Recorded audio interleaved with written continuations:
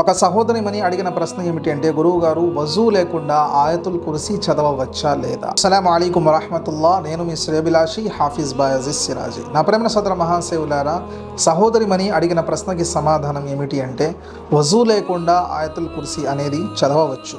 కానీ ఉత్తమమైన ఆచరణ, ఉత్తమమైన విధానం ఏమిటి అంటే, మనం చదువుతున్నది ఖురాన్లో గల ఒక ముఖ్యమైన ఒక గొప్ప ఆయత్ కాబట్టి మనం దానిని వజూతో చదవడం ఉత్తమమైన విధానం. ఎందుకు అంటే వజూ అనేది మన యొక్క పుణ్యాలు పెంచడానికి ఒక ముఖ్యమైన పాత్ర పోషిస్తుంది.